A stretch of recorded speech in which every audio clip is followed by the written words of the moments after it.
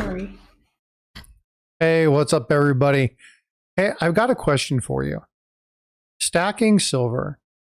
We've been talking about this a lot. We're a coin collecting channel. Today, we're going to be looking at some coins. You can see that we've got some coin scopes open, and we're going to be talking about a couple different things. But Eric brought up a really good point, and that is with all the people that are stacking 40 and 90% silver, there's an opportunity for you to look for some of these items, some of these varieties, some of these errors, and profit off of them. It's a nice way to increase, especially with the potential for some refiners not taking some of it. There might be other alternatives within the numismatic side that can give you opportunity to improve your earnings. So we're going to talk a little bit about that, talk about how you can find these things. And then, of course, we have Live Coin Q&A, Paula Bloom, and then Copper Coins, Eric Beyer. And we're going to go through and we're going to look at some other coins, other varieties. So if you come in for the stacking discussion, consider sticking around because we're going to be showing you some pretty cool stuff that you can find, I mean, quite literally in your pocket change. So what's going on, Eric? How you doing, brother?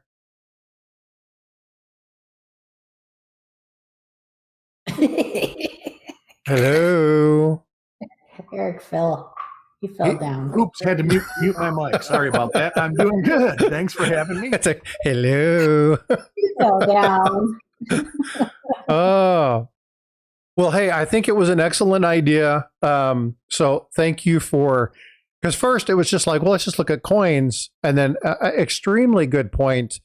And again, relevant to both the stacking and numismatic communities. So you're definitely going to want to watch this. Good morning, Paula. How are you? Good morning. I am well, thank you. How are you? I'm doing well. Ladies and gentlemen, also just as a reminder, at 10 o'clock today, the Coin Show podcast is going to follow us immediately. So if you're interested in watching the Coin Show podcast, I highly recommend that. Once we get into a rhythm, I will set the end of stream to automatically take you there. So you'll get notification. If you were doing that. Say again? I was just going to ask if you were doing that. I will be doing that. And so it will give you notification on your telephone. It will give you notification in your stream, on your tablet, on your computer. Hey, the other stream is starting. That way, if for any reason we run a 3-4 minutes long, you can still go straight over there. There's no reason to stay here. The people that want to finish that piece of the conversation can do that. That way, it's promoting them, it's linking people to them. And so we'll set it up to where it's the most conducive for you. Okay, so please, you're going to have to just go over there. We'll drop the link in chat when we end here. If you guys remember the Premier Train, right? We did the same thing in that. So we'll set that up and that'll be really nice, really easy. Good morning, everybody. I see people saying good morning to me in chat. Good morning. I'm not ignoring you. I'm just... Good morning. She's not talking. That's strange. I want to make sure she's all right. Well, I'm sad because I'm not going to be able to watch the Coin Show podcast anymore. I'm sad. I'll have to watch it on repeat. Watch it on repeat. And that goes for anything, folks. Again, you can always go back. If you can only catch portions of things, go back and watch the rest of it. Comment, let them know that you've done that. It's great when people watch the content and let you know that they enjoyed it. So make sure you're doing that, well, on here as well. But when you go over to the Coin Show podcast, I would greatly appreciate the interaction. I think it's going to be fun. This is going to be a Sunday power hour of coins. So it'll be a lot of fun. All right. Well, hey, Eric, let's preface this with a quick silver touch. Okay. Pretty much all the coins I have out, except for a very few, are silver. And they've been found in roll hunts. They've been found cherry picking. They've been found in basically dealer bins that they take to the show, the boxes and stuff like that. Over the last, and these have been found over the last 2 years because they're still in cardboard flips. And if you know me, I don't use cardboard flips. I use the guard house. What's up, Chuck? Fat Chuck. How are you, good sir? Thank you for coming in. Speaking of copper coins himself. So I'm going to pull this up. But again, a good opportunity here is it really opens the door for a lot of stackers. If you want to look at the opportunity to identify potential value in some of your coins, again, your stacks are sitting there, right? So make use of them. Take out 10 or 15 coins, grab you a loop, and learn how to look through it.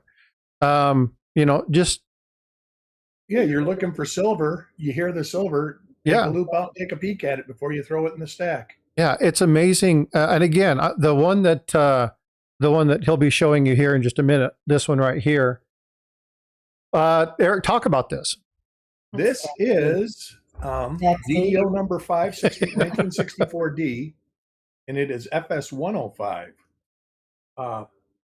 It is not a perfect example, but they consider this a quadruple die obverse. And it is. At least, yeah. And it's a nice uncirculated coin. You know me, I'm not a big grader, but if you could get this graded in, see, it's got the toning right there from somebody poking a hole in the cardboard flip. Is why I don't use the cardboard flips that much. Is they get little rub marks and they rub through the little thin plastic. You can even see it up on Liberty. But if you could get this in 66, this is a $500 coin. So let's focus and go back over to that ST and trust. Okay, so these, I want to show you guys something specific. It looks like ripples in the water. Yeah, it's here.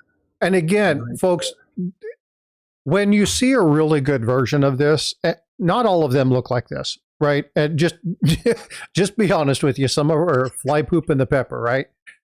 Yeah. But this when is you not see fly poop in the pepper. No, when you see stuff like this, there's a lot of people who would like this stuff. This is stuff that you do not want to throw in that stack. Set it aside, right? If you can't identify it, reach out to one of us. Let us know. Because Eric, if you were to buy one of these and just say, XF condition, what kind of price would you be looking for? Well, I'm just looking at PCGS price guide right now. AU would be, well, they got it as $25. It's worth more than that in scrap silver. Yeah, they're not. So it hasn't caught up numismatically yet. Yeah, it's pretty common. Even though it's like super dramatic, it's pretty common. Yeah. And like I say, numismatic value always lags behind bullion value. Right. But here's, again, so when we think about strategy, okay, we talked about this a lot yesterday. I've done a video. I'll be dropping another video on this a little bit later. If silver drops, or you can't sell 90% silver because the refiners aren't taking it, or your mom and pop shop that you have in your local area won't buy silver anymore, these things give you an opportunity to sell to your numismatic friends, right? Yeah. So there's additional options here. You have to cultivate options for exit. Your exit strategy has to look at however many things that you can implement. Consider those, because when you look at those elements, when you really kind of get down into, if I can't sell these to a coin shop because they're not buying anything, but there's still collectors out there, you throw those things on eBay, throw those things on whatnot, or wherever they are, right? And sell them. It gives you other strategies. Now, if you want to know more about that, say again. I paid $7 for this whenever I bought it. And I would say that I know it was bought at a fun show in the last 2.5 years. So, I mean, right now, $7, we're at $25, $30 for that. It would cost you $25 if you bought it at scrap price, right around $25 probably. So you gain 300% in a year with silver going up. Yeah. So, these are one of those things, and Paul has talked about this a lot. If you're stacking numismatic, pre-33 gold is a great opportunity right now. Numismatic value is lower. than the gold value. So you're going to get deals on some of that. It's just a good opportunity for pre-33. People are getting back into the hobby, though. Yeah. They're getting back into coin collecting because and wait 8 months. Wait 8 months, because the people that are buying coins to collect coins in 8 months, their coins will appreciate. Even coin shops are getting, starting to. So we talked about that before we went on. I saw a video where a coin shop was actively pursuing buying 90% when all others are refusing to buy it, because he says, I'm going to get a bunch of good coins out of it. Right. Yeah. And again, this is why when you were talking about this earlier, I was like, oh man, dude, that's brilliant. Immediately changed the thumbnail title. Yeah. But there's two things in chat before they disappear. Luther, couldn't you add numismatic on top of spot? No. It's the higher of either or. Yeah, you don't want to do that. People would be like, who the hell are you? But I have a feeling there's going to be a lot of key date coins emerging in the junk, and there's going to be a lot of EU coins in the junk. Yep. Yeah. So this is a great time to search. It lags behind when he says, can you add the numismatic value on top of the silver spot? You can't, but it'll happen naturally over time. Yeah. The other one is a long time.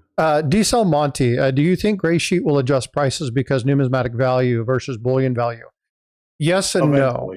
Okay. Yes and no. But this is where, and they call this like the numismatic well or I can't remember. It's some weird thing like a well. Where numismatic value for many years was a little bit higher because it had that special price to it. Now, because of gold and silver going up so high, that's kind of been masked. And so if you're holding for numismatic value, which many of us collectors, that's what we do. We hold for the numismatic value. Because if silver falls through the floor, gold falls through the floor, your numismatic value will stay up there. Buy copper. Yeah. Copper is at, what, pennies are worth almost 5 cents a piece now. Well, I looked this morning. Yeah, and so it's actually really high. Yeah, but the thing is, will the Gray Sheet adjust? They won't adjust as fast because of the silver. They know that's a totally different market.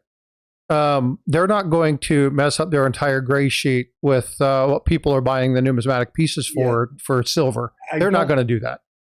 Just speculating. I don't think they want to raise prices 600%. And then next month have to drop them 300% if something catastrophic. I don't think any of the guys are doing that. Yeah, so that would not be conducive to good business. That's a good way to frustrate a lot of your community. So no, I definitely don't see that. That is a great question, though. Something that a lot of people are probably asking. So nicely done, Luther. Potential for new discoveries, absolutely. Right. The more people that there's always that. Yep. There's always. And I've got a coin here on my thing. It's a 1949D, and that is actually the plate coin. So yeah, there are things, and this was found within the last 4 months, right? Looking through a roll. So there's great opportunity to find some stuff. I would love to know what's on that coin because I don't see anything, but. Which one, the 49? Yeah. Well, I'll make it bigger. I'll show you. When they're. It's got a split, minor split serifs. On the nit mark? Yeah. You're talking about the penny that he's got? Yeah. Oh, yeah. I can see the top split serif, but it's minor. Well, that's one DO number one. It's actually a double die. Am I looking? I'm looking at a different. That's not the one he had up earlier. Okay. I can't see it. No, that's not the one I had up earlier. The one I had up earlier was That's not the one you had up earlier. Say again? I said it's not the one you had. No, yeah, because that was a 4655. Yeah, that's a different one. Yeah. Vote for Pedro. Yeah, crazy, which premium 33 was just a couple of years ago was nuts. Yeah, and again, this is why it's such a good time to buy. And again, buy higher grade, right? Because you're not paying that extra value right now. So there's a point, 62, 63. You can get some of those at a steal for what they used to be. So, yeah, definitely. One deal, what? Sorry, I'm looking. Say 49D, 1D01. 1D. Oh, so it is an eyelid. Oh, bat 9. I see it. Bat 9? Wait, 1D01. Let me look. That's an eyelid. It's eyelid. Oh, is it an eyelid? All right. Well, no Well, I wonder you couldn't can't see see it it. when he showed it. Well, and I can't ever see him. We'll pull that up in just a second. But episode on plate coins. I've got 1, 2, 3, 4, 5, 6, 7 here. We can look at those too. I love plate coins. They're really cool. We'll talk about the significance of those here in a little bit because that's a lot of fun. And I think, Eric, we've actually talked about that idea a couple times. We can do something on plate coins. I know Copper Coins is going to do something on plate coins in the process of attribution and all that, because a lot of people just think that it takes minutes to do it. And sometimes it takes hours to do it. Oh, yeah. Especially when you're working on something super minor, because it's your duty to try to cross-reference it to all the other systems out there. And so it takes a lot of time. And of course, a lot of it, the listings aren't complete on everybody's websites. So a lot of it, you have to know you have a good example and you have to compare it to actually coins. That's why I look at trying to get every single one. Is looking at an example to another example is a lot better. You know, you do great taking pictures, but ultimately when you have two coins that are supposed to be the same thing and you compare them and you say that they're absolutely the same. So there's definitely a due diligence required. Yeah. Yeah. The greatest in the business make mistakes. Well, and we talked about this the other week, right? You don't necessarily agree either. That is true. But again, that's where great discussions and minor arguments amongst respected people are how discovery is made, right? That's how you really get to the bottom of things. And sometimes you just won't agree on the terminology, but when people really come together, amazing discoveries have come on stubborn minds. And so, look, I mean, I can give you an example that 1960D, everybody loves 1960D RPMs for Lincoln cents. Yep. Everybody looked for RPM 99 for years and years and years and years and years. Never could find it. After some study, it was just kind of a clerical error. You know, it was kind of a chicken and egg. What die stage came first? And it turned out one was backwards. And so now it was a double listing. And now everybody has it. Well, a lot of people have it because it was the same as 74. But what was listed as an early die state 74 turned out to be a late die state 74. So, and 99 was the actual early die state of the same variety. So, and that took things too. That goes back to pictures. Nothing matched on the pictures, but after having all of the examples of, I actually had 5 different stages of it. I found minor imperfections in the die that were on all 5 examples that weren't listed in anywhere. So, well, and again, it goes back to your diligence, right? Really understanding what you're looking at, documenting things carefully. So that might be an article I turn into Kaneka and put on Copper Coins. I got to see how that works. You should definitely do that. Let's look at the next one that you have. Let's talk about the next coin. The next one. So, hey, folks, real quick, we got 74 people watching right now. Do me a favor. Make sure you're smashing that thumb and share it out. This is a lot of things. If you have stacker and collector buddies that are interested in looking at this, I would greatly appreciate the share. There we go, right there. This is 66 FS101. Okay, question for chat. Come on, you guys, 66, 40 or 90%? And that's why I pulled this one out, because it's, yeah, don't say it yet.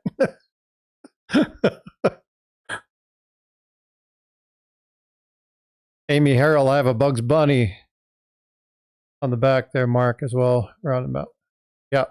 The Ben Franklin, I believe, right?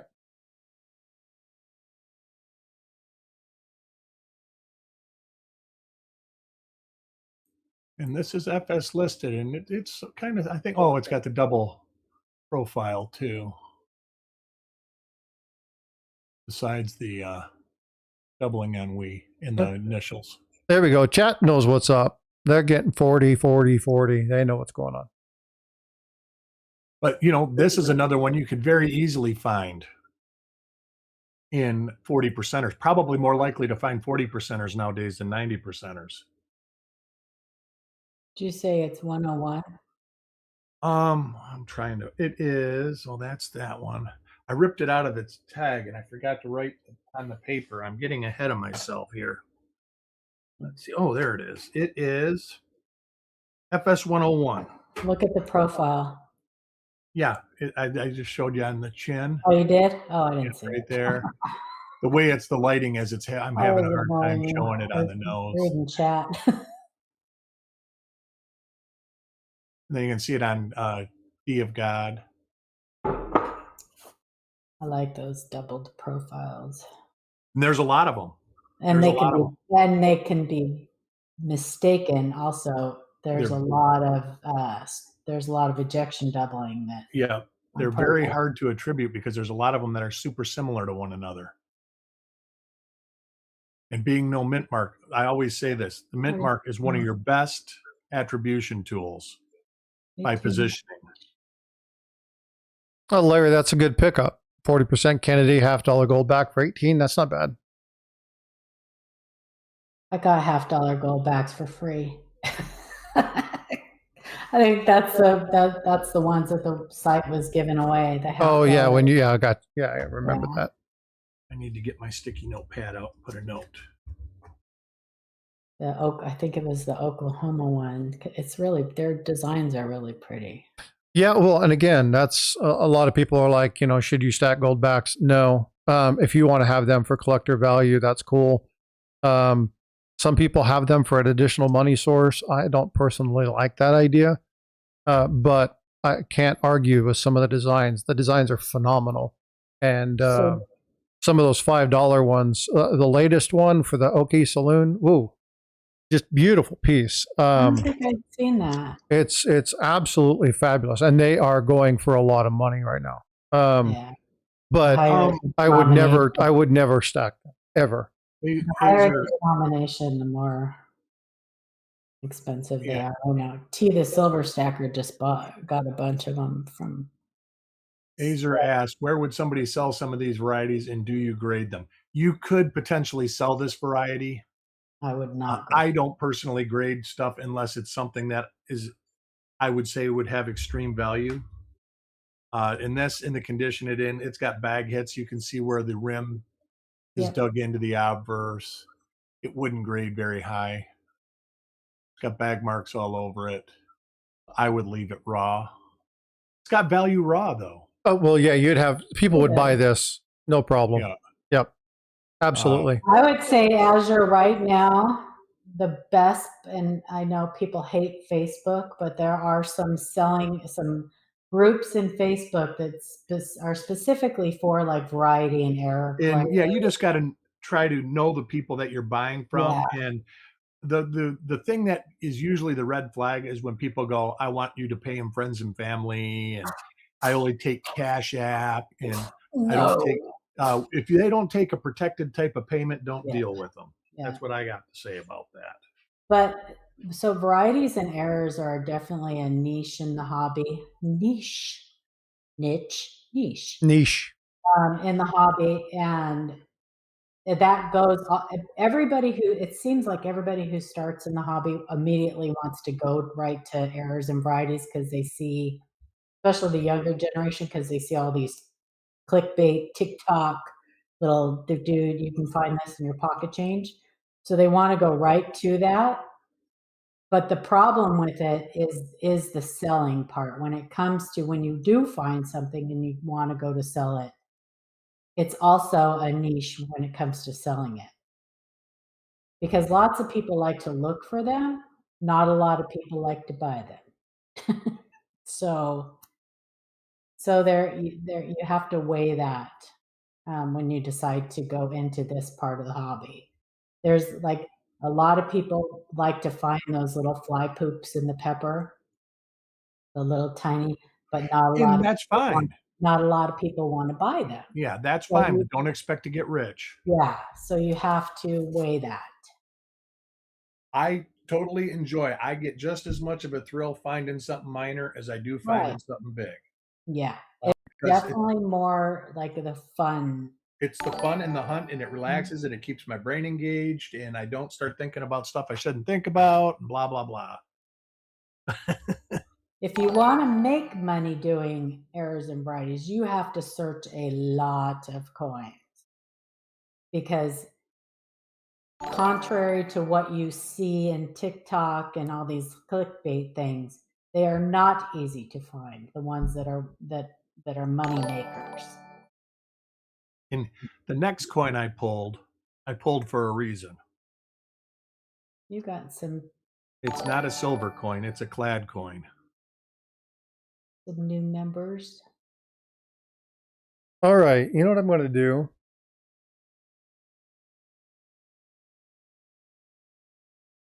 $949 Senpai.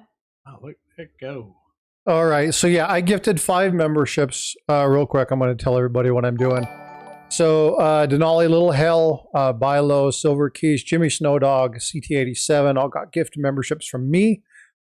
Congratulations. And then 949 just gifted 5 memberships. Thanks, 949. Yay. Rob's Numismatics, Mason Metal, Tex Bullion, Sam Corbin, and Benny Alpert all received from 949. Outstanding. And this is what I'm going to do, folks. I want you guys to share this out. Let's get this built up a little. Let's talk about some more of these silver coins that you can potentially find in your junk silver. So what I'm going to do is, if you guys can get me to 100 likes and get 100 people in the chat, I'm going to give away an ounce of silver. So let's get some people in here. So share it out. Let's go. All right. So let's look at the next one, Eric. What have we got?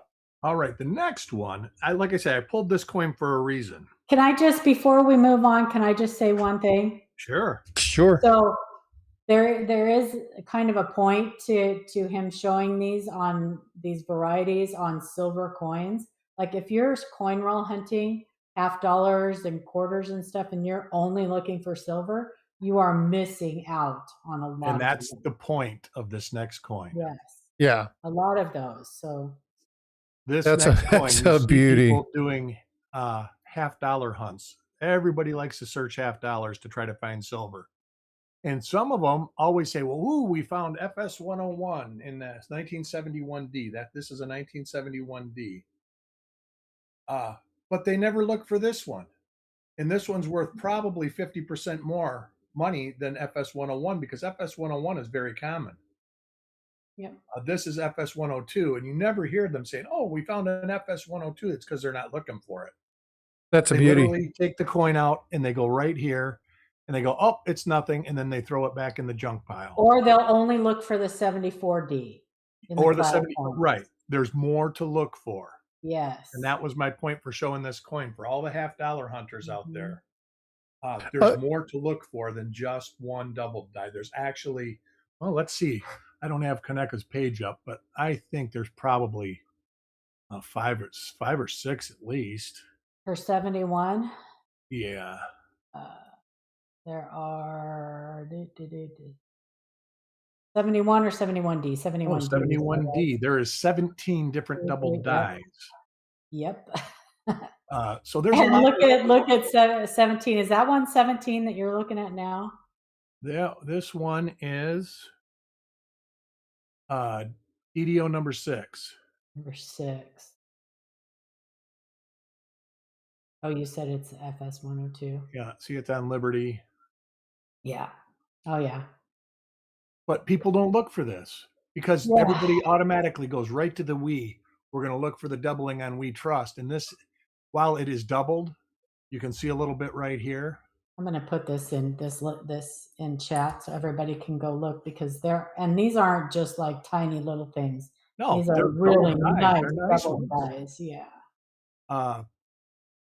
So there's a lot more to look for when you see people doing $50 hunts. They're just looking for silver. There's so much more. And this is, in a normal time. Well, let's see. Be safe, if this was the grade 63 or 64, it's $100. Not all of them are going to be listed Di Monte on the Cherry Pickers Guide. Some No, of them very will be, few but are. not all of them are. The Cherry Pickers Guide's cream of the crop stuff. Yeah, Well, that's the cream of the crop, according to the editors and At the time, yes. at the time. Yeah, I think that Exactly. the mission has kind of changed. I would Fido look at and older, Loins. I Sorry. would look at older Cherry Pickers guides. Yeah. Well, we won't go there. Anyway. Lone Star and Fido, thanks for subscribing. Appreciate it.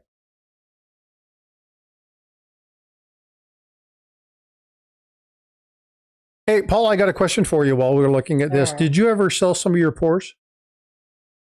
I have not. I know you had talked about it. There was I interest have the other not. day. I kind of want. I'm kind of waiting to see if it levels off for a little while, and then I will. I know it's kind of silly because it could drop as fast as it went up, but I'm okay with that too, because if it does, I don't really want to sell them anyway. I'm terrible. I need the money, but I love my pores. Oh, I absolutely understand that. Yeah. Does it hurt you when you have to try to sell stuff like that? Physically. That's what I said. I sold some Physically. coins. I sold some coins, and I actually had physical pain from it. Yeah, physically. Coins more than my bullion. Like I took 15, so I took a 10-ounce bar and a 5-ounce bar up to the Portland show to cover help me cover my costs. Sure. And to have a little spending money. I bought Winston Zach's book, and I bought some error coins from Greg, and those were things I would not have purchased had I not sold those. And I sold them at 50 an ounce, which I'm totally happy with because I bought them for a lot less than that.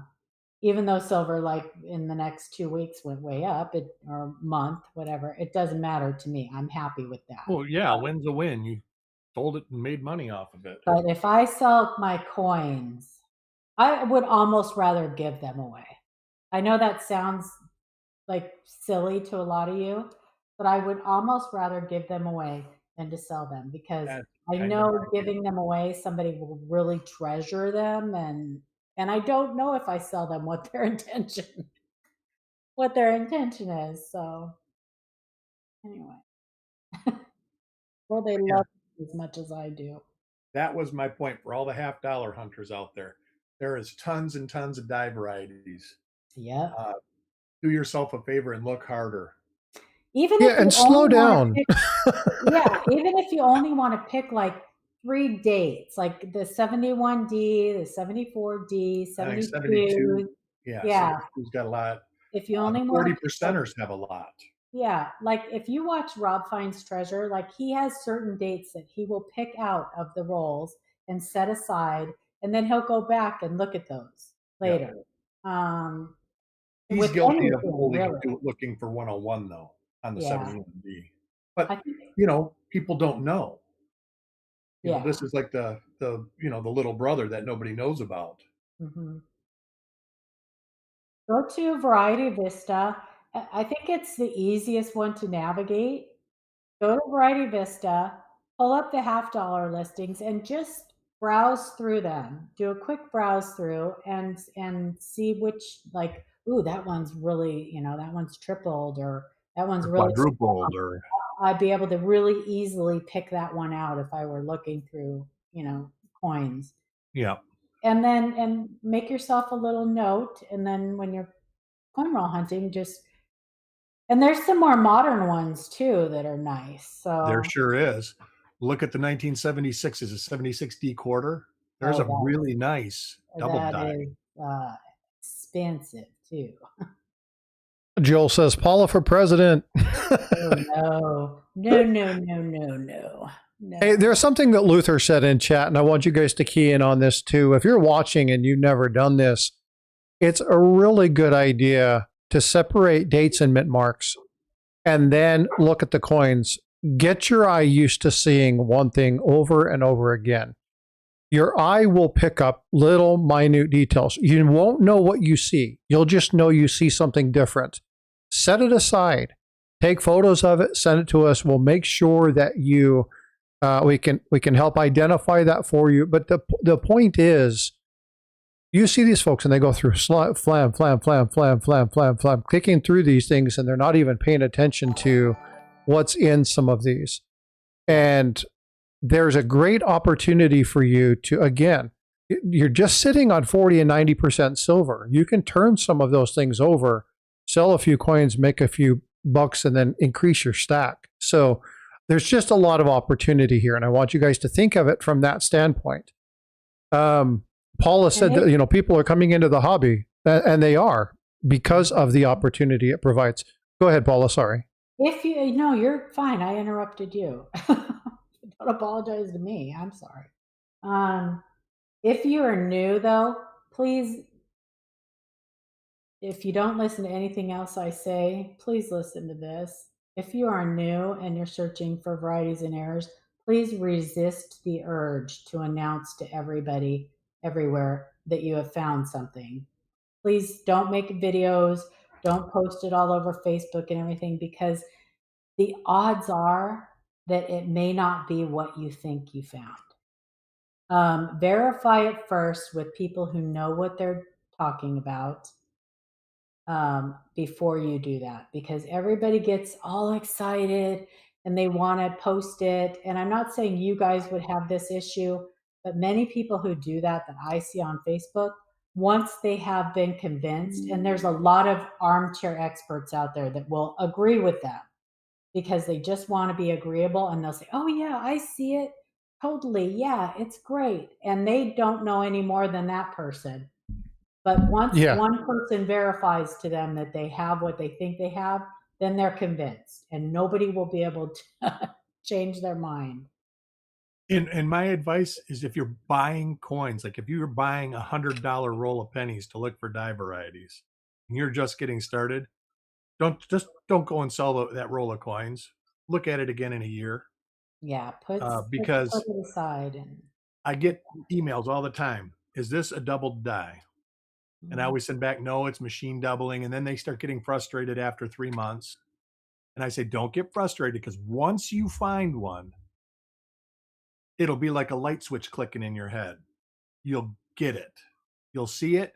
You'll get it. Like, you look at this. There is added to the dimension. God, I had a great machine doubling piece out here, and I think I took it off my desk. Machine doubling will take away from this dimension. That's a great like point. Let's like cut this off right here. It flattens it out. When you see it for the first time, when you find like a decent doubled die, you get it. It just is like boom. And then they search through that roll of coins and they go, wow, I found 3 things in that roll of coins that I missed the first time, because they realized what they were looking for. Yeah, like on that eye on the coin that Eric has up. Notice how the doubling is almost the same height on both on the doubled spot and the and that can be different. That can be low, but it's a dimensional. I said almost. Yeah, it's a dimensional. But it's never flat and step-like. No, if it's shelf-like, it's a problem. And then you always see this stuff too. On a lot of them, that a machine doubling doesn't have that attribute right there, the serif type things. The split. All right, you ready for the next one? So please fire away. Here, Luther made a great point. I don't think that.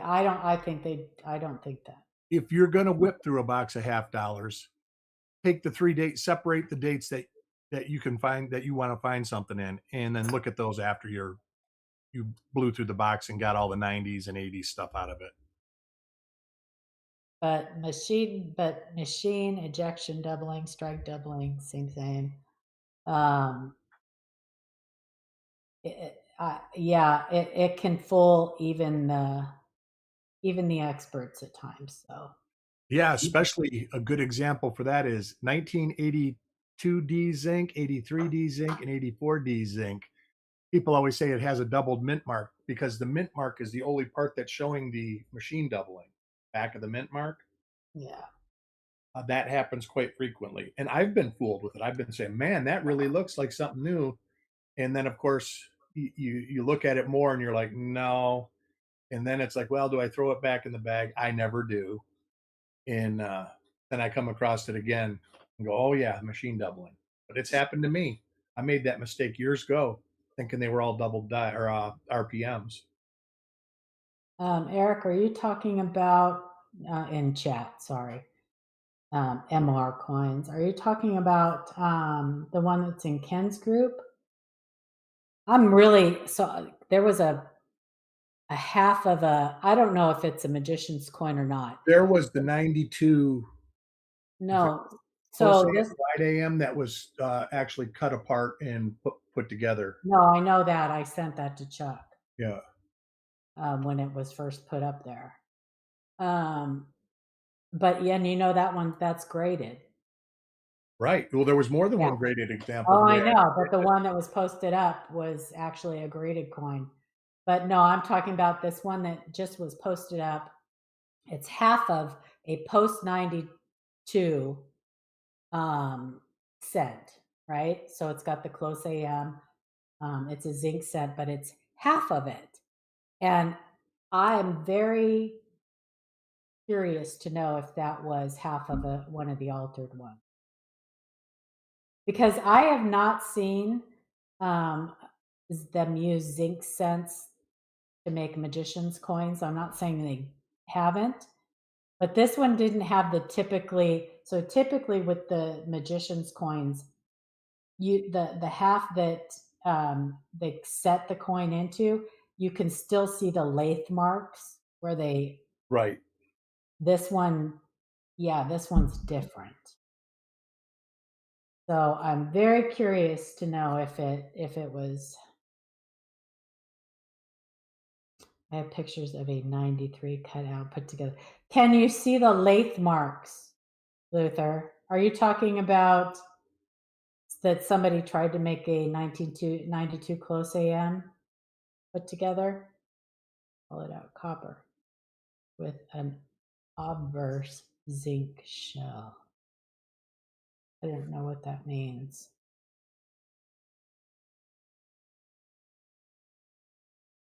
They do all kinds of weird things with coins. All kinds of weird things. All right. Are we ready for the next one? See the next Yes, please pull the next one up. We had a comment about, I think it was Paula, that you can find a lot of this stuff in mint sets. So we are going to you can find it in pocket change because most of the coins that are in mint sets were actually, you could find them actually in the wild too. Oh, but hint, hint, wink, wink. Don't go to the U.S. Mint for a mint set. Please don't do that to yourself. I am. This actually was a mint set coin. Well, not, yeah, well, okay. Not for $124.50. I am. I am. Oh, just to get a penny? No, because they're all the new design. That's true. That's true. But it's still, Yeah, but you do. What was it? For years and years and years, it was like $10 for a mint set and $13 for a proof set. Yeah, but look at 2012. Yeah, that's true. Yeah. And I think 92, I think there's something to do with 92. I don't know. That proof sets were expensive or something like that. Or maybe it's a prestige proof set that's expensive. I'm not. I think the 90, I think that's the 96, I think is. Okay, could be. On the prestige that are crazy. But yeah, this is a proof set find. Right here. Mint set? Proof set. Oh, mint set. Yes, mint set. My bad.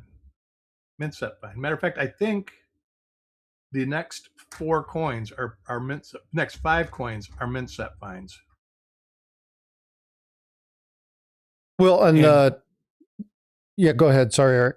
And these, you could find these in a quarter hunt. I mean, the silver seems to be a lot less in quarters than it is in half dollars. But it most definitely there are die varieties that you get in Lincoln Cents, and they always say, well, you can only find these in mint sets. And I've found them in rolls before. So I'm sure that the quarters were the same way. They didn't everyone from this die pair did not go into mint sets. It's the 96. It is the 96. Okay. You do see tripling, Mike. Even though it's listed as a double die, Yeah. it is tripled. Mm-hmm. Good eye. Yeah. But that happens a lot. That's lighting issues. I mean, and especially the photos of this that are published are probably near 30 years old. So you're talking somebody taking it with an Instamatic through the eyepiece of a microscope or something like that. What would this cost? Or if somebody was to sell this, what would you expect to pay? Let me see here. I got to get to this.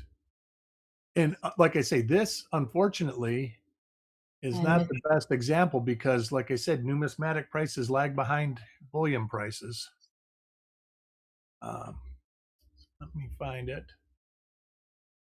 It's going to depend on grade too. Oh yeah. Yeah. This coin is actually pretty decent grade. That was actually probably found in a mint set. This actually, I know for sure it was found in a mint set. Yeah. All right. If it graded 65, it's worth $250. There you go. How much could you put in your stack for that? You know what I mean? So, well, I can tell you that I bought these 4 coins. God, these coins I bought years back, but I bought these 4 coins for $6. I paid $1.50 for this coin. Somebody time Azure out. But I bought these coins a long time ago. But you can see the doubling on the date. It's really nice. That is lovely.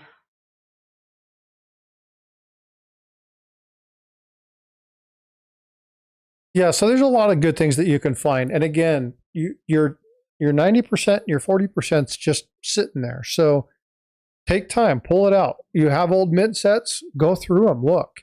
Again, it's just, there's opportunity there to find some really neat things. And, you know, I've talked to a number of people on the finance side about precious metals. And one thing that, you know, again, they're static. They don't move. They just sit there. So if you're able to look through them, take a little bit of time, now there's a little bit of kinetic energy behind that piece. It's no longer just, or potential energy behind that piece. It's no longer just kinetic energy. And so it's, or kinetic funds, or however you would say that. So there's more opportunity there to make more money off of that. So it was just a good idea to kind of look through a couple of these. You got another one you can pull up, Eric? I do. I'm gonna grab some. This is another mint set. This is found in the 62 mint sets. Oh, Batty, go batty. That's a chunky one. And they consider this a quadruple die obverse because of this right here. Where's Martha? This is a later die state. But like I say, this coin, you look on PCGS, if it was to get it, this is not a 65. It's got a lot of hits. But if you got this in a 65, it's a $500 coin. Actually, honestly, it would be a $250 to $300 coin. You know, because their prices, while some of them are correct, some of them are inflated, in my opinion, as far as die varieties go. Yeah, so make sure you're looking for these types of things. And again, it's just, there's opportunity out there, right? And if you're going to a coin shop or something, you're not going to be able to sit down at a table and look for all of these. Find something that you want to look for and go look for that one item. Again, strategy, right? Put something together, know what it is that you're looking for, and look for that thing. But if you're coin hunting, I can't say this enough. You know, they said it earlier in the stream. Don't throw your coins away. Don't go change them in after looking at them one time. Set a couple here, learn a little bit more, learn about the design, and then go back through and look at them again. I think it was Eric was talking about you had sent a bunch of coins, or somebody had sent a bunch of coins to you, and they're like, I already looked through these, here, whatever, and you look through them and you found like 10 more varieties. Oh, all the time. Well, that's people always say, are these rolls searched? And you get a roll in a tube, chances are somebody's looked through it. You don't know what they look through it for. There are a lot of people that just look through coins to try to find high grade coins. Yeah, searched for what? Yeah, searched for what? And just because they searched, that goes back to they might be getting into searching for stuff and they looked through it and didn't find anything. It doesn't mean that they didn't miss anything. Play on words. I love what Miss Aloha says. Aloha, by the way, my friend, I'm coin hunting in my own collection. Absolutely, right? Absolutely. Yeah, this is exactly what you should do. Check your stuff. And as you learn a little bit, go through it again, right? What good is your collection if you don't pull it out and look at it, Yeah, right? and look at it. That's what you got it for. I went through mine. I had been doing it probably like 3 years, 4 years. And I went through a binder that I had with stuff labeled in it. I don't think there was one coin in there that was labeled that was actually what I had labeled it at. They were all just junk. Now this is and I did it on camera. Very minor doubling. Embarrassing. But it's still doubling. But again, there's a lot of great opportunity there, right? Mm-hmm. Now that may not be more than a $12 coin, but again, if you find these things, that's just more opportunity. It's a $12 coin in today's market. And so there are 90 different classes of double dice, and most of them look different. Well, they do. A couple of them, the rotated and pivoted. Oh, one of my favorite ones is the piano. The Duke Ellington. The Duke Ellington. Yeah, it's a fabulous piece. Love that piece. Another little minor one here, and then we're getting back into finding stuff in mint sets. A lot of people don't have 62 or 63 mint sets. Here's a good one that you never hear about.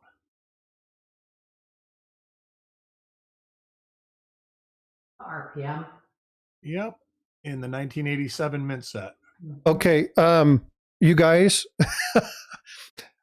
look at Jack Young's comment. Still going through his black box collection. As of this morning, he has found 4 Henning nickels in the last week. Nice. Yeah, I saw Jack. So, Jack, did you sent that one to Joe Cronin, right?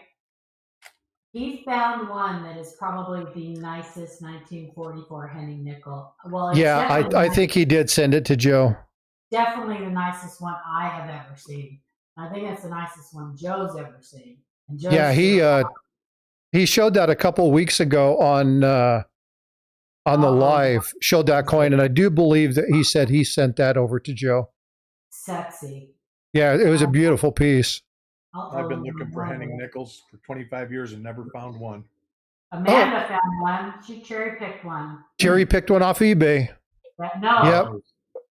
USA Coin Book. But this just shows you that people don't look through. Look, what's the date? Is it? There's a date of people finding in proof sets. All of a sudden, they're finding no mint marks in the proof sets. 1990. Is it 1990? Yeah, they found 2 of them last year at the fun show, and somebody said they found 2 at the fun show this year. Mm-hmm. On the set. So, there's always, if you got that stuff, look through it. There's always stuff to find, and people just don't necessarily look through it unless they know that the stuff is in there. Even with Lincoln cents or nickels or dimes, people always search 60Ds because you usually find something in them. But very few people look at 74D, 75D. And there actually is a couple things to find in them. And when you find them, they're worth, when you start getting into the early 80s and the mid 80s, as far as RPMs, they're worth a lot more money. Yeah, and a Henning nickel, folks, is not an inexpensive find. Yeah, and I want one. I've been searching for years, never found one. Even the common date, like the 1944, most of the time they're a $200 to $400 coin. Yeah, I think right now they're kind of averaging about 300, 350. I think Dirty Water just found the Henning nickel. Thinking about it, a lot of people have found Hennings after Joe Cronin dropped his book. Yeah. Yeah, that's if you don't have one, that's a great book to have. What in the world is a Henning nickel? A Henning nickel. So Kraken, do me a favor. Go to my videos and type in Henning. I did a whole video on it. You can go watch it. But the sum is there was a man named Henning who was in jail for counterfeiting bills. He concocted this plan to create counterfeit nickels. So he designed the counterfeit nickels and did quite a few of them, got quite a few of them out there, and then ended up finding out he was being tracked, dumped a bunch in a river, and then was eventually arrested for it. It wasn't found for a number of years. There was a coin show. People were sitting around talking about it. They showed a couple different years, and it just so happened to have a little mark on the R, a die crack in the right place. And Joe Cronin has done a lot of research and found a lot more that you can identify Hennings with. And so it's just a fun story, a lot of great information. And again, he has a great book, but go check out that video that I did on it. That'll give you a good basis for it. Because he did several dates, 39, 44, 46, 47, and 53. And he got caught because he did the 44, but he failed to put the big mint mark over the Monticello in the river. Because that's a war nickel, silver war nickel. And he missed that detail. Yeah, Luther, the Henning is worth more than a normal nickel in fabulous shape. Oh yeah. Yeah. And most of them are in crappy shape. But they were designed that way. Mm-hmm. Yep. So Katie Crypto, thank you for subscribing. Greatly appreciate it. That happened 20 minutes ago, but I just got notification of it. That was really weird. Joe wrote his book before Winston. I'm not sure, Jack. His Henning Nickel book has been out a few years. Not sure when Winston wrote about him. But here, I will...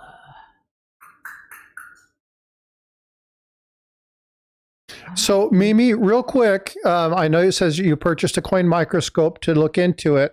I also recommend you getting a loop. Get familiar with how to look at a coin through a loop first so that you understand what it is that you're seeing, and then put it under the microscope to verify it.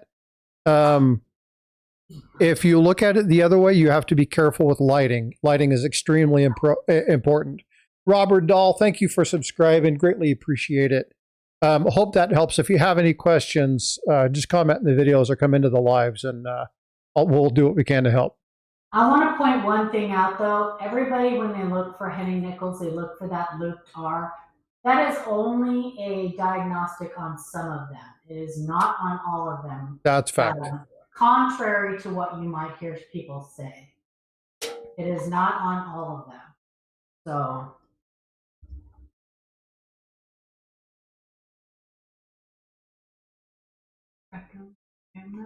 Winston was 2019. Okay. I really like him. He's such a nice kid. Wow. A loop costs between $10 and $50, depending on how much you want to spend on it. Who is a cheap one? I would start cheap, and then when you get into it, buy a good one. Because I wouldn't do it.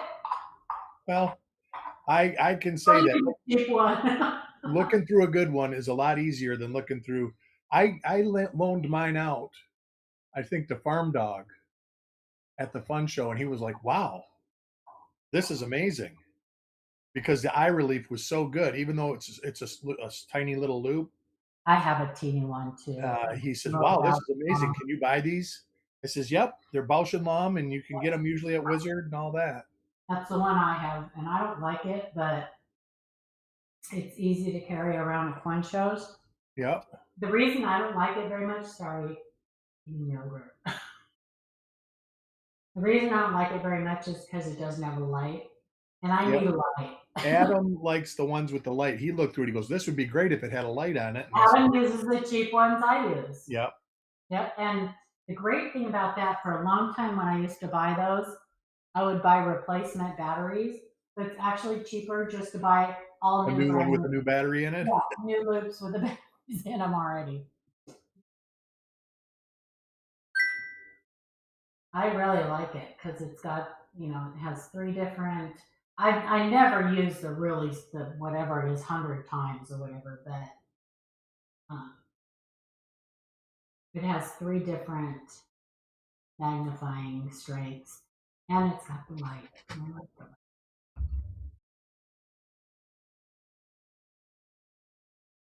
And I really, really try to discourage people from using scopes. I know that they're all the rage. Everybody thinks that they're looking through coins, they have to own a scope.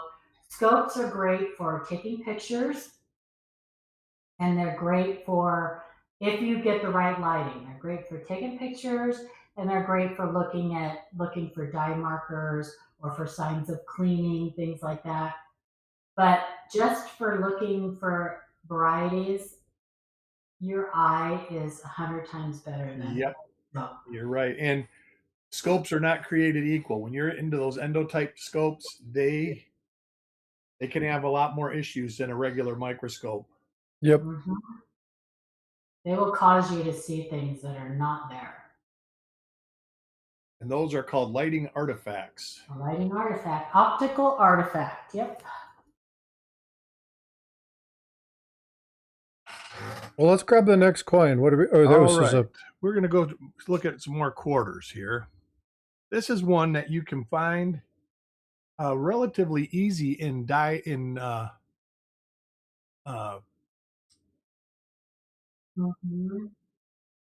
at the mint mark. At the top of the mint market is FS 801 of 46S.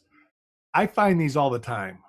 Matter of fact, I see them so often I don't actually buy them anymore.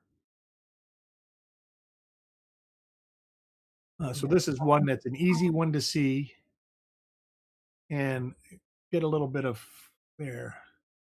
So let's take a little bit of time on this and show people exactly what it is. Okay. You see, it's a repunched mint mark right at the top. It's a S over S North. It's not very strong. FS listed. I think the earlier die state coins tend to show a little more than this one does. But when I bought this one, I bought it for $7.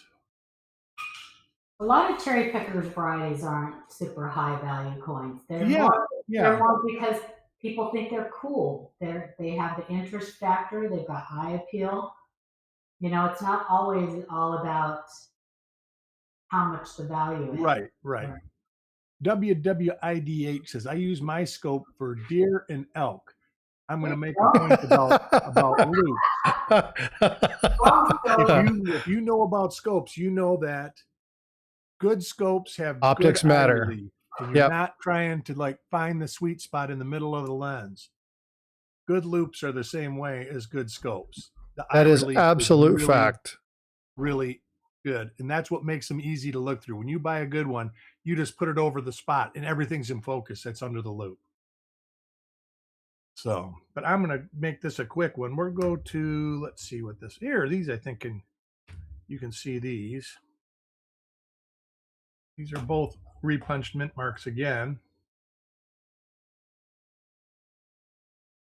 And that's very similar. This is a S over S over S. You can see right here a little piece and a little notch right there, and then the serif on the bottom, and then the S to the north. And this is 52S RPM1, and it's a FS 801. Can you turn the brightness on your scope down just a hair? It's like alfalfa. There you go. A piece of hair sticking up. And a lot of these are, I'm not taking them out of the plastic. Yeah, so no, that's fine. Some reflection from the plastic. But again, you don't see the rippling like you would with the other. But when you talk about RPMs, when you talk about doubled dyes, and it is doubled die, not double die. We don't want Paula to come after you with a wrench.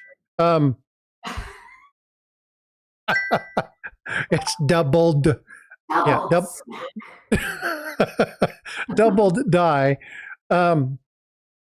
But it's additive, and that's the thing to look at. It's really important because when you see these things that are subtractive, they take away. That's that shelf-like appearance that Paul and Eric were talking about earlier.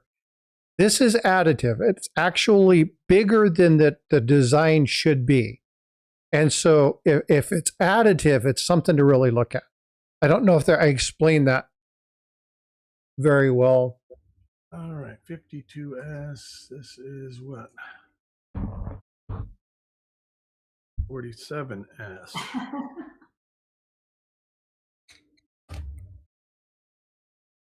Vote for Pedro. I have a beautiful Swarovski loop from an old photography days looking at slides and negatives. Swarovski is Swarovski. Fabulous stuff. Their optics are amazing, but they're pricey. And this is an S over S South here. What's the other one that you use, Eric, that you can't get because of customs issues? Belomo, that's the one. You can buy them on eBay. There's somebody who's got a bunch of them, but they went up in price. You can get a Bausch and Lomb, and I like Belomo because they're big. If you get a 10x Belomo, the lens is like over an inch across. Whereas if you get a 10x Bausch and Lomb or Schneider, or there's another German brand, I can't remember the name. They tend to be like, huh? Farfignugan. Farfignugan, that works.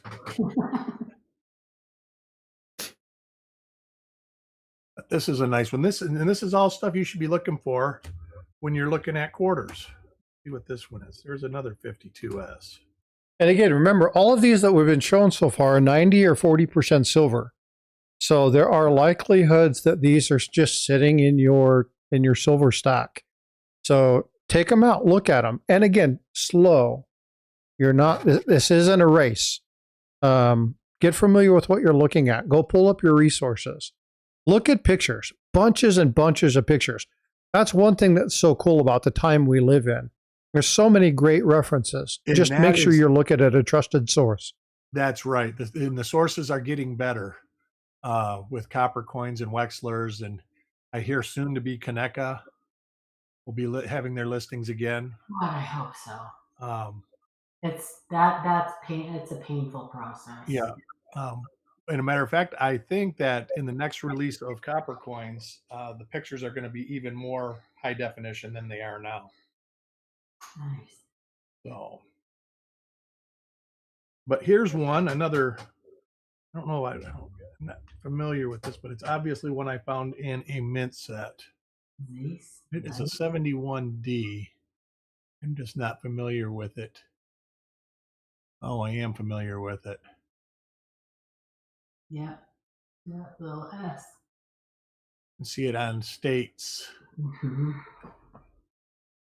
That's a mint set find, and I actually found that in one of the mint sets I had laying around, and that is a DDR number 2 FS802 70D.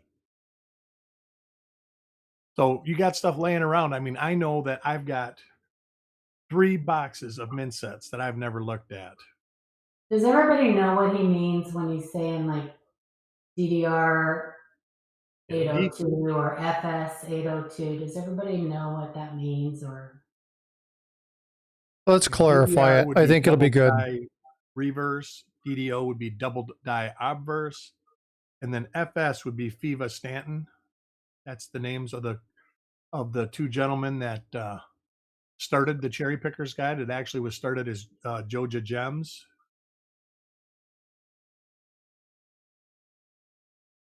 Zeiss is a good loop, Mike. And that was, I think, the brand that I was thinking of. And the numbers afterwards are just like the cataloging numbers. Right. And that's why 101, the 101 is is a DDO, 801 is DDR, 901 is RPM. Yeah, here's a good. No, 501 is RPM. 901 is reverse variety. Die variety, yeah. Design varieties, yeah. Here's another thing. You see that numbers don't always cross exactly. Those are different. They're different cataloging systems. Websites or yeah. So those are all the cross references. So don't think that because you found a double die from Kaneka number 1 that it's going to be a Wexler double die number 1. Go to his site, and they'll usually Variety Vista doesn't do it, but John Wexler does, and Copper Coins does. It's part of our job to see if we can find cross references. And these are all things that you should familiarize yourself with before you even start looking at coins. You really should familiarize yourself with the different attribution sites that you can use, listing numbers, what a die marker is, all kinds of things like that. You really should familiarize yourself. Otherwise, you're going to be more successful if you educate yourself beforehand. Otherwise, and everybody does it, 5 years from now, you're going to go, God, I wish I had those coins back that I had looked at 5 years ago when I didn't know anything. Yeah, it's too late to cover my plants. I lost my first time in 10 years. All my bananas died back to the ground. Oh no! Oh, they'll live. Are you getting snow? No, but we've gotten frost. This is the coldest winter we've had in Southwest Florida. He's like, no, but we got frosty Since 1989, and it's going to be even colder. It's supposed to go down to around freezing. We have freezing rain. Being safe. I hope everybody out there is safe. And yeah, most of the tropical plants, we brought what we could bring in, but you can't dig a banana that's 10 foot tall and 6 foot around out of the ground. You just got to let it die back and then clean it up. Can you buy like warming blankets or something? I could, but I didn't expect it to. We've had it where it frosted before, and they didn't die back because it can take 1-2 frosts. But we had frost like 3 days in a row, and that turned them all yellow. So they're going to die back. And watch out for falling iguanas. Yeah. Oh my gosh! I know. I saw this guy who took a blow dryer and warmed it back up, and it came right back. I heard the second best weather term on Ryan Hall yesterday. We got the falling iguana warnings, and they actually, for the first time, I actually heard them falling back in the woods behind my house since I've lived here. But Ryan Hall he called it the Waffle House Index, and it was Waffle House Index was color red. That Waffle Houses never close. Oh. But they were starting to close before the ice storm. When the ice storm got like 100 miles away, they quit serving food and they were closing. And yesterday when I heard it, they were getting ready to close in Greenville, South Carolina. So that's one of the best terms I've ever heard, though, the Waffle House Index.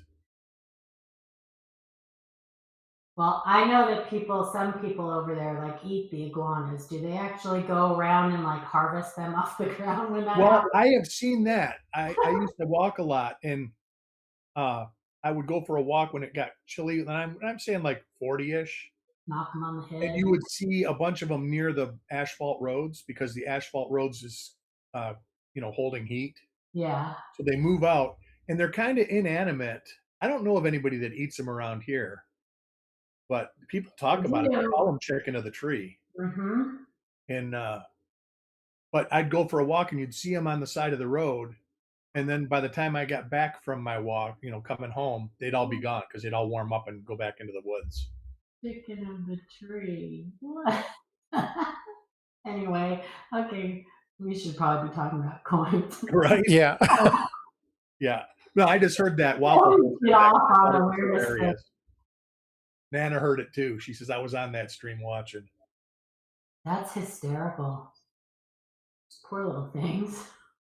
But and here's another thing: if you're buying 90% silver, There's another chance of finding a lot of this stuff is because Yeah. a lot of people are just going to start bailing on coins that they've never looked at. Well, and again, you're talking about stacking something that most of the time, unless you're putting it in tubes. Now, I know that me is over here saying, Frosty, this is another reason I get to be mad at you because now I have to go through all my tubes and look through these things. Good. There's a lot of people. Yeah, exactly.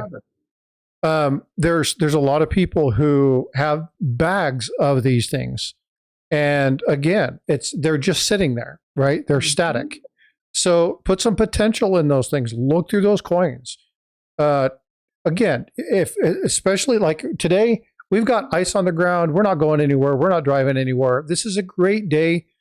Curl up, grab yourself a drink, sit down, turn on some music, and just look at some coins.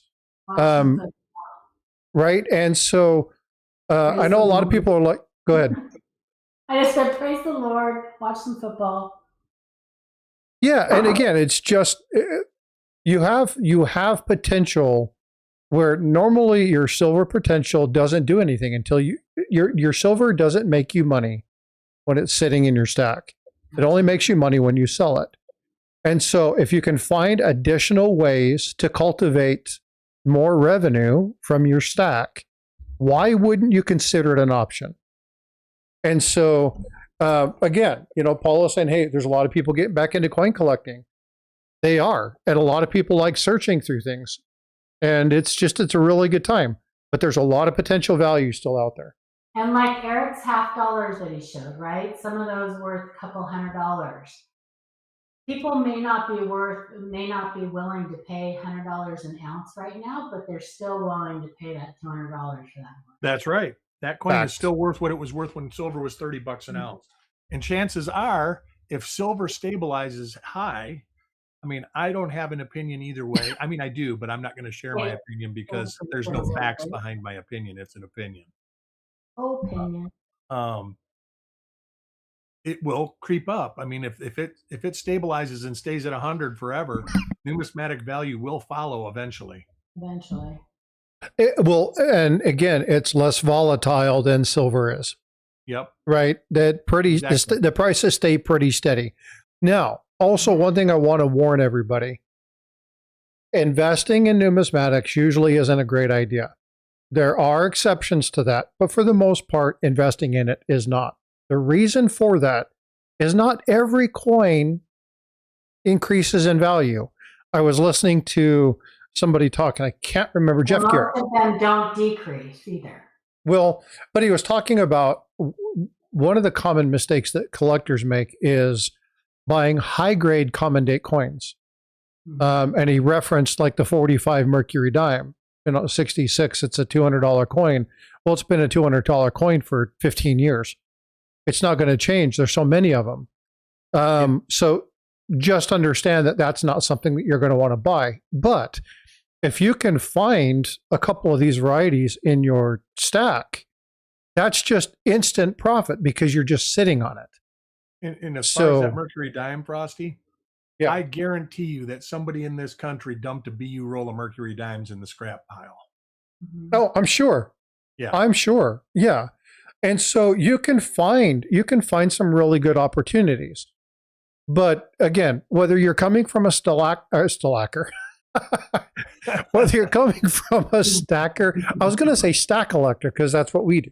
Stacker. A slacker stacker. No, if you're going to be stacking, collecting, or even investing, the strategy is to increase wealth, right? That's increase the cost of your stack, increase the weight. Look at your ROI. If you're an investor, that return on interest, that return on investment, and those things are what are going to yield you money, right? Put some potential back into your stack, and that's kind of why I thought this was such a great idea when Eric mentioned this morning. But if you listen, I guess I'm kind of more of a purist when it comes to numismatics. I think that people should only get into this hobby if they're only doing it for fun.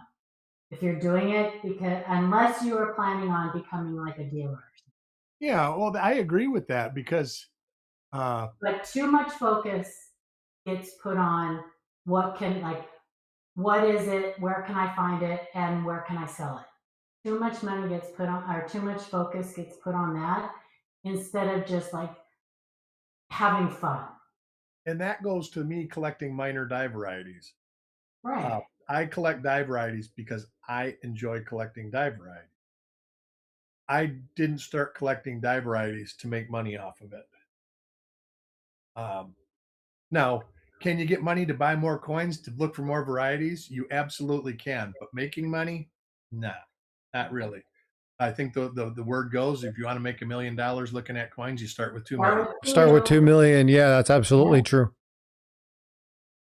But NP there's used to not a say lot that of all there, the there, time. there there's a few, but there's not a lot of broke dealers. You know, EMR says it saddens to think of all the numismatic silver coins in the furnaces right now. I think it's going to be like the last time. While some of them are going to hit the furnace, a lot of them are just going to get tossed in bags and stuffed under a I counter or think the table. better coins, I think the better coins and the key date coins are going to be pulled.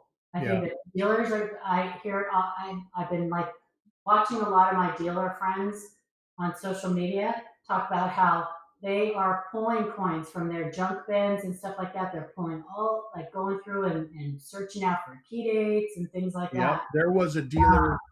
The numismatics, like the hobby part of it, I see that really picking up. Um, I see more people getting out of stacking and getting into the collecting hobby. Like, There was a dealer I heard an interview with that said that he is actively pursuing buying 90%, not to melt it. He says, I always have that option if it becomes a financial burden on me. He says, but I'm buying as much as I can from other dealers, from he says, I'm encouraging all the people that work for me to buy, just to stack it in a warehouse. mm-hmm. Because Well, he says that you're going to have all sorts of great coins Yeah. in those bags. Tiger Stacker just came into chat. Hi, What's going on, Tiger. brother? So How are you doing, my Tiger friend? Stacker and I have done something quite frequently, and this is something he doesn't want to look through coins. Him and I have done trades where, like, I'll take a roll of Merc dimes that have been looked through, and I will send to him. He'll send me a roll that hasn't been looked through. We'll look through them, see if we can find stuff, trade out a couple if we want to, and then I send them back. He sends me another roll. And we've done that a number of times. We've done that with some Morgans. We've done that with some Peace Dollars. We've done that with Mercury Dimes. We've done it with a couple of War Nickels. And there has been, in many cases, we found some varieties. We found some coins that were nice. We found a 28 D that I needed for the Peace Dollar set. Found a couple key dates. We found a 1921 Merc Dime. So we found some really cool things and stuff that was absolutely static. Tiger and I have talked about this a bunch. And so if you're one of these people that don't want to look and you have a friend that is a numismatist or you have somebody that likes to search coins, there are people, and I, Eric's good with this, Dirty Water's good with this. I mean, there's a number of people who like to look at that. There's nothing to say you couldn't get on a stream with them, even if it's not live, and just say, hey, let's look through some coins. There's a ton of people out there that would love to do that with you. And so if that's something you guys want to do, if that's something you're interested in, let us know. Because again, it would be fun to walk through and say, what are we seeing? What are we looking at? How are we looking at Yeah. this? Make sure you're doing it with people that know more than you do. Absolutely. Yeah. Because So, I get very frustrated when I watch. I'll lurk in the back and watch some streams of people coin roll hunting, and the people in the chat are saying, "Oh, that's a double die, or that's this, or that's that," and it's not. And it's so confusing for the person who's looking at the coins. And I'm not saying that their heart's not in the right place, and but it's best to not say anything at right. times because you're not doing anybody any favors. We get, all of us here up on the panel get um, kind of razz sometimes because we you know, like me, they call me the dream crusher because we tell people straight out what it is. Like we don't, you know, we don't candy coat anything. Integrity comes before feelings. Now, folks, this is the last coin we're going to show. This is going to be the last coin we got to show. The Coin Show podcast is going in 5 minutes. And that's why I ended on this. One of my favorites. This is, and this is one of the coolest, fattest, funky 43s. It's a beauty, right? And there's no denying this. When you see it, you see it. It's here. It's awesome. Folks, we did not get to what I wanted to. I was hoping that we would get to 100 people in the stream and 100 likes. We got to 94 once. We got to, it was 94 was the peak and 74 likes. So here's what we'll do. I'm going to keep that rolling. I like that idea. So when we run these streams, let's share this out. Let's get some people. We've had like 8 subs today. I appreciate you all subscribing. If there's something you want to talk about, please send me something in a video. Put it in a comment. Let us know what you want to look for. I want to continue to bring stuff that helps you increase not only your wealth, but also information. There's so much bad information out there. We want to provide you with good, reliable sources. Eric, thank you so much for sharing your screen. I love doing for this. walking through, showing some of these. Paula, for all of your wisdom. And folks, don't ever let anyone tell you that this is just a man's hobby. I'm going to tell you there's some phenomenal ladies out there that have amazing knowledge. Don't underscore them. Huh? I said there's a bunch of amazing ladies. Oh, I thought you said old ladies. Okay, there's some old ladies out there. No. We have a lot of amazing women in this hobby who know a lot. And I'm actually working on something, Paul, I'll talk to you about it later, regarding that fact. Again, it's extremely important. So if you're a female collector out there, don't let people undercut you. Learn, do the best you can, get out there because, again, we need solid people in this. Can I send out a shameless plug real quick before we end? Fire. If you would join Kaneka, join the ANA. They're really helpful groups. Yes. What's up, Blaine? ANA is our national coin club. If you collect coins at all, you should be a member. Kaneka is for your variety and error hunters out there. You get a bi-monthly magazine called Error Scope, and it's fantastic. And my pick. Oh. And look at copper coins. If you're searching your Lincoln cents, bring copper coins up. I said my picture will be in the next. My cat's rubbing against my. You used to collect females. My cord. Sorry. The younger days. Yeah, that just reminded me of a Red Fox joke.